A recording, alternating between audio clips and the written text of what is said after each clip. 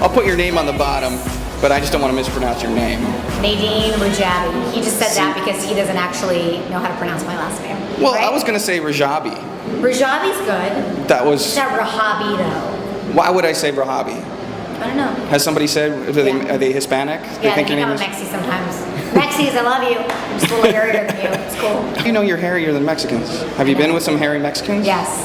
Hi, you know what I'm talking about. Am I looking at you or am I looking at this camera? You look at me or the camera? I can look at the iris. Do you want to look at the iris? This is my iris. Iris. This is iris on iris. Talking to you live. Do you want to talk to my pupil? Just talking to my pupil. This other one looks good. Why don't you get my better side down here? Nice. That was a joke. We have the men of Hollywood in here. Great lighting, by the way. What's the hardest time you've had in front of an audience? The hardest time? Oh God, there's too many to count. But I was a hard time. The first time I was ever on the road, I went and did a show in Modesto, California. I don't know if you know anything about Modesto, but I would say the population. I'm not gonna say anything negative about Modesto. It's like the south of California, but it's not even in the south. It's like central California, but it's like the south. And this guy goes up to me and he goes, "Why don't you just get off stage?" And I was so new. What was that? Comedy. Why don't you just get off stage? That's what he said to me. With a little roll over this, because you're missing a couple of leaves. And I, at that point, had no comeback because I was so new and it was my first time on the road. I just went, "I'll be off in a minute, sir." How's it going, Iris?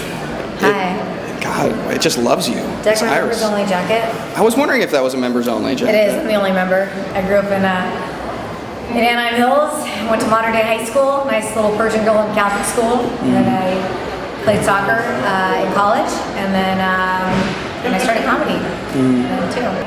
How long have you been doing comedy? I've been doing comedy for 9 years. I don't make fun of my heritage per se. I make fun of, it's my life. So it's like, in my eyes, I'm not a Persian comedian. I'm a comedian that happens to be Persian, and these are my stories. This is my experience with my mom. I'm not like, Persian people this, Persian people that. It's like, I think there's such a difference, and I think that's why it's so important to find your voice, like to the younger comics as a comedian. Do you relate that to all of your comedy? I think so. All of my scripts, like I'm not a stand-up that sits down and like writes, a million jokes. If something funny happens, like in life or whatever it is, I usually write it down and it's either the honest to God true story or I'll step it up a notch a little bit.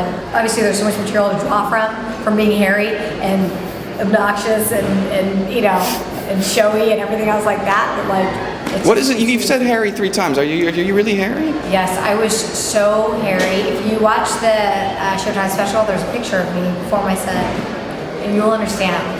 It's one of those pictures where you want to throw in the fireplace and then you're staring at it and they ask for it and you're going, you know what? Okay. It was literally a true, in my eyes, like, I'm not saying that I'm pretty right now, but it's an ugly duckling story. We're like, not that the hair fell off, it's like, you gotta pluck your eyebrows, you gotta take care of business girls, Take your sales and marketing, it's all good.